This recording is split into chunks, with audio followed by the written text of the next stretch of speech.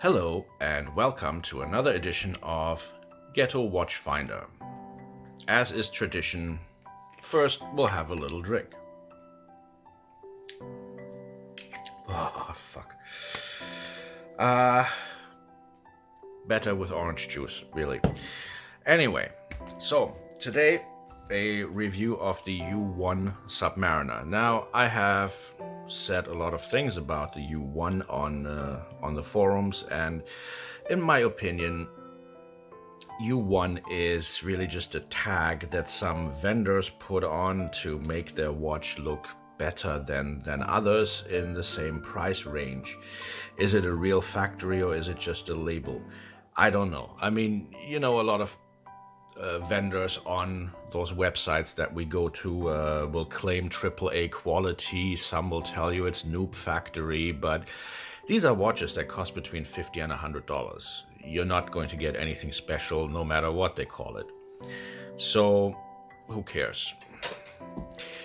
Now, the watch itself, I have to say, I was quite pleasantly surprised. The quality is relatively good. I mean, the dial, everything is straight, the markers are straight, it's very deep black. When you go into sunlight, the markers almost seem to float because the blackness of the dial makes the markers stand out that much more, and the dial itself kind of disappears. It's also a very hefty watch. The weight is very good. And it does seem to have a real ceramic bezel. It has a screw-down crown, which, you know what, let's just take it out there. So it will pop out. And now here's the thing. I went with the no date because they always have problems with the date, right? The date wheel is bad. The Cyclops is bad. Sometimes the Cyclops isn't even lined up where it should be. So I also like the symmetry.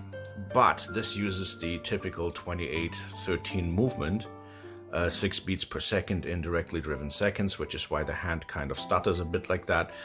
But it still has the date function, so you have to pull it out one click and then another click, and then you can actually adjust the time. If you only pull it out one click, then it changes the date, which of course you can't see because it's underneath. You have to screw it in like this. Of course, on a real Rolex, and a lot of people don't know this, but on a real Rolex, when you do this, the time moves forward. And on this one, like on every other watch, you have to move back to move the time forward. As a result, when you screw it down, on a real Rolex, it wouldn't be, you wouldn't risk accidentally changing the time. You would go against the, you know what I mean. Anyway, so you screw this down, it's secure, nice, but now listen to this.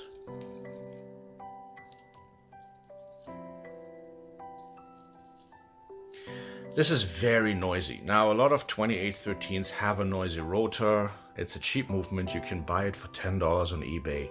So you can't expect too much from that. And I'm going to guess that it varies from model to model. I mean, I have several other watches powered by this movement, and they're not nearly as bad. As far as the design is concerned, the lugs don't protect the bracelet. That first link should be inside that lug. The lug should extend a bit over the first link of the bracelet. It doesn't. The end links are terrible. They should be... there should be kind of an indent here. They should have a different curve from the lugs. They don't. So that's an immediate giveaway. They don't move around that much. They do move around a bit, and when I received it, it was actually a bit worse. So I decided to replace the spring bars that are inside, these little fuckers here. You can buy them on eBay. You can get a pack of 50 spring bars for a couple of dollars in various sizes. And then you just put in slightly larger spring bars and the end links will stop moving around so much. The bracelet itself is exactly the same as the NJ Shao Oyster Perpetual bracelet. It even has the same shitty screws, which of course this thing is not going to focus on now because it just doesn't. Jesus hates me. Oh, there you go. See the screws, they're there. They're solid, there's nothing wrong, but they just don't look good. They look cheap. On a real one, they look very, very well finished, and this simply isn't. Now, the clasp was a surprise. On the one hand, of course, it has the markings that you would expect. There you go. And you know, there's a bit of play in it. It's a bit, you know, this is I paid $50 for this on special, so what can you expect? However, first of all, it does have the flip lock, so that you you have to take this off first and then you can open it, just like the original. And secondly, it has that diver's extension. Now, when you wear a watch, your wrist becomes bigger throughout the day. I mean, even if you don't wear a watch. That's just normal based on temperature, physical exertion, things like that. So on a leather strap, you just open the leather and then put that strap into a different hole, and your strap is bigger and you're more comfortable. On steel, that's not really possible usually, but here Rolex have created this little extension. Many diver watches actually have an extension, because when you dive and you come back up, your wrist also changes in size. So here, I'm going to try to capture that. You see these little indentations there? And this bracelet actually slides in those indentations, and you choose whichever one you like, click it into place, and there you go. So if it's too tight, you can just loosen it a bit. I was really surprised that they replicated this at this price point. There is, however, a problem. If you go all the way back, it won't click down anymore because the bracelet itself is getting too fat here. So good idea, bad implementation on the part of whoever made this thing. One other problem here is if you look at the bezel, you can see that the 9 is lined up, the 3 is lined up, but the 12 is not. If you click the 12, I mean, it's missing a half click, right? So you click it, and now it's past 12, and the 9 and the 3 don't line up anymore. So the whole bezel, it's quite well finished, it's quite well done, but it's just not properly lined up. There's something wrong with it. Also, the lume is blue, but the pip glows green. So I think that this bezel may have originally been designed for a different model. So it just doesn't fit together. All in all, I have to say I'm happy with it. For the price, again, this was about $50. I don't think you could do any better. Now, one problem that I do have is with the pricing model here, because when you buy a proper replica, an ARF or a noob, you pay $400 US. This is $50.